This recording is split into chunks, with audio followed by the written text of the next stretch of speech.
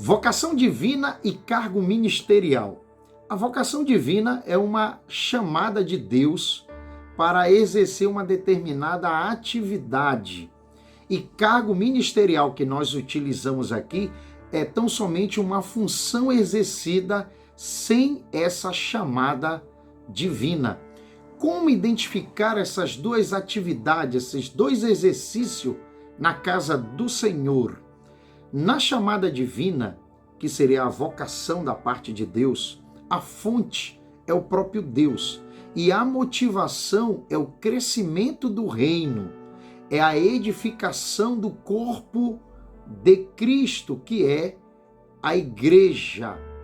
Nós temos aqui também que essa chamada divina, ela pode ser exercida sem um cargo ministerial. Quer dizer, que ele pode não ter um cargo ministerial, mas exercer uma atividade que tão somente ele faz porque ele sente a motivação da parte de Deus para exercer, Deus guiando ele para fazer, independentemente se ele tem ou não um cargo ministerial.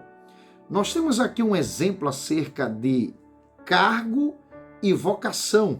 Veja que são duas coisas diferentes. E eu quero usar aqui o exemplo como o diácono Filipe. Em Atos capítulo 6, você vê ali que Filipe, o cargo dele, a qual ele foi separado, foi para o diaconato. Mas quando você vai para o capítulo 8 de Atos, você vai ver que Filipe, ele não só exercia o cargo diaconal dele, como ele tinha uma vocação divina que era para ministrar a palavra de Deus. Filipe, ele era um ganhador de vidas para o reino. Era como nós chamamos hoje um pregador de cruzadas, aonde ele pregava e sinais e maravilhas aconteciam em Samaria através do ministério do diácono Filipe. E nós vemos isso mais à frente, eu tenho aqui no capítulo 21, versículo 8 de Atos, nós vemos agora o apóstolo Paulo chamando o diácono Filipe de evangelista. O que nós podemos tirar disso? Que Filipe, ele como cargo, ele tinha como diácono, servindo a mesa, atendendo as viúvas, mas como vocação, ele tinha como ministrar a palavra de Deus, exercendo o seu cargo diaconal, mas atendendo a sua vocação, que era de pregar o evangelho de cidade em cidade, ganhando vidas para o reino de Deus.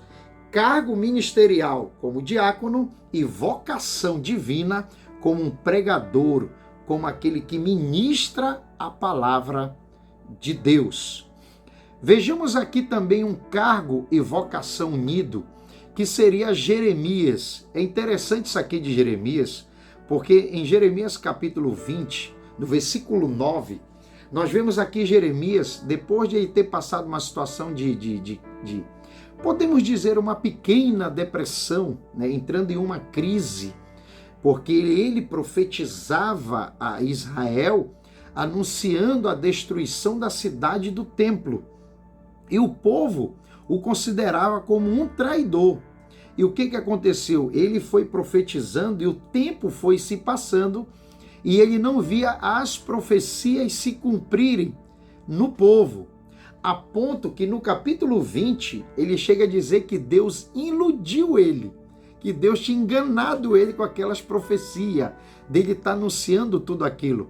E veja que o versículo 9, ele anuncia dizendo que ele iria parar o cargo, a função que ele tinha de profeta.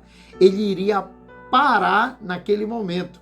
Mas no versículo 9 ele diz que a palavra de Deus era como um fogo no seu coração, quer dizer, ardia a sua alma.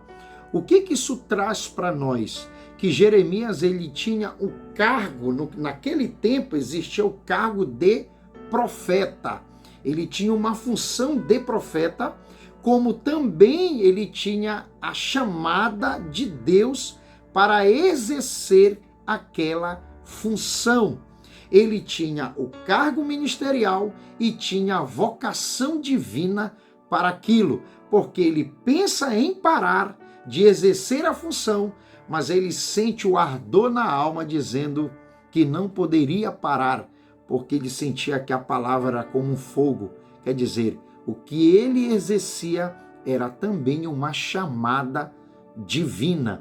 E quando o homem de Deus tem uma chamada divina, ele pode até perder o cargo, mas a vocação para aquela atividade, ela tem a sua continuidade, porque ele não tem tão somente um cargo, como também ele tem uma vocação da parte de Deus. Muito interessante isso.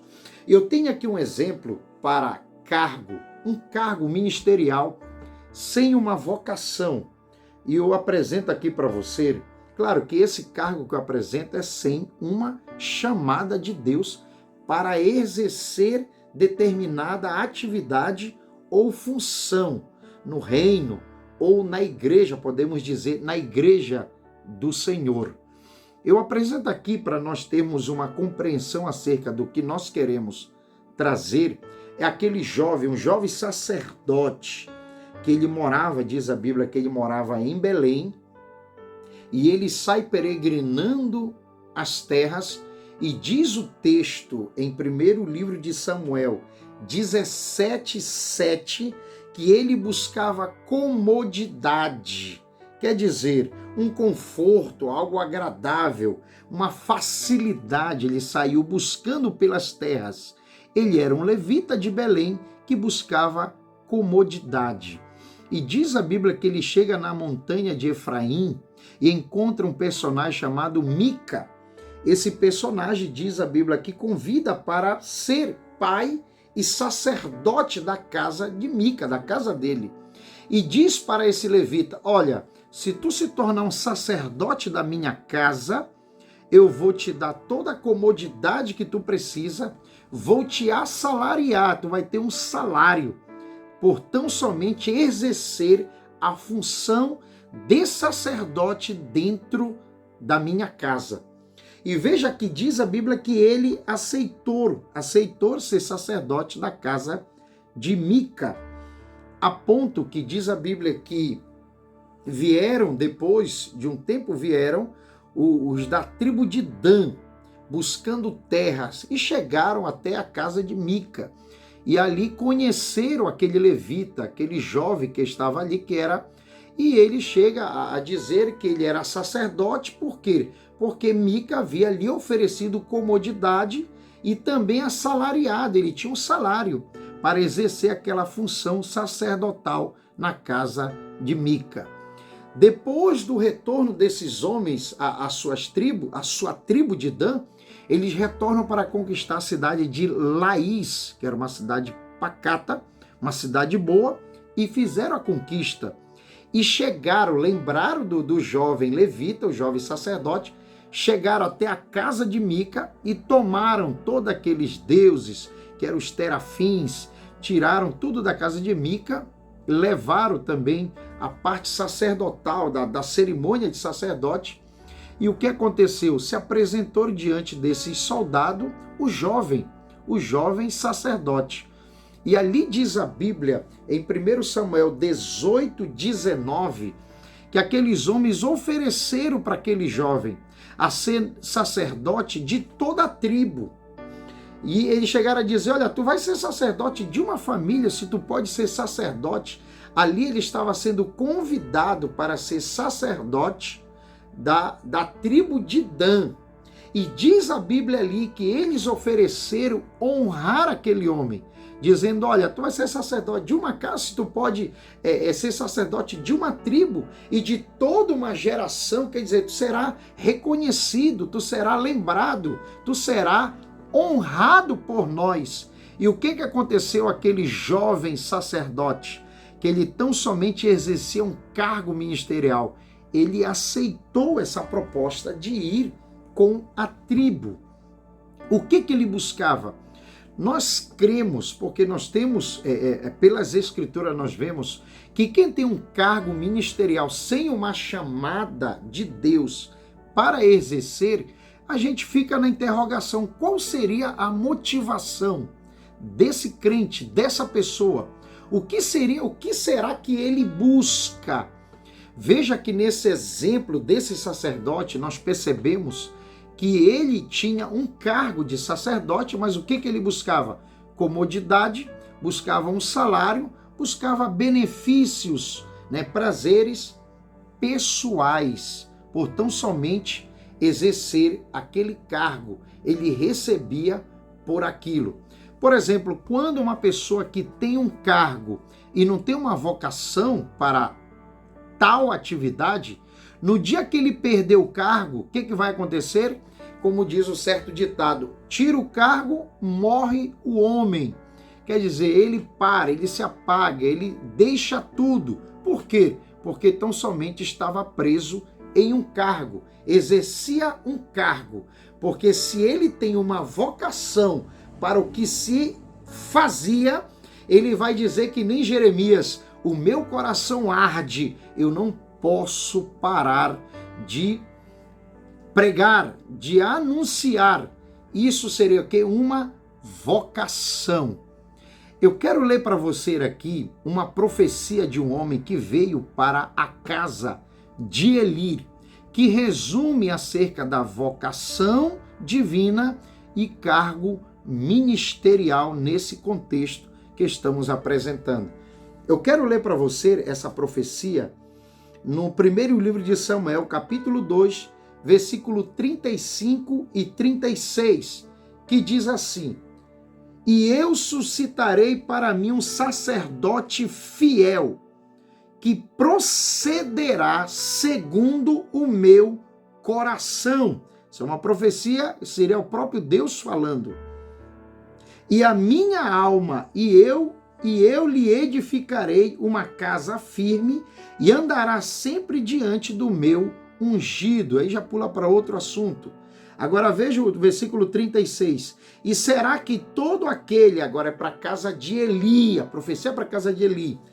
E será que todo aquele que restar da tua casa virá a inclinar-se diante dele, no caso do sacerdote fiel, por uma moeda de prata e por um bocado de pão, e dirá: rogo-te que me admitas algum ministério sacerdotal, para que possa comer um pedaço de pão. Veja que na vocação divina, nós temos aí um sacerdote fiel que fará segundo o coração de Deus. E nós temos aquele que tem um cargo ministerial sem uma vocação, ele faz por uma opção, por uma necessidade pessoal. Então, vocação divina é uma coisa, é uma chamada de Deus para exercer uma atividade, e cargo ministerial sem essa vocação é tão somente cumprir um cargo, um papel, e será o quê? Percebido por todos.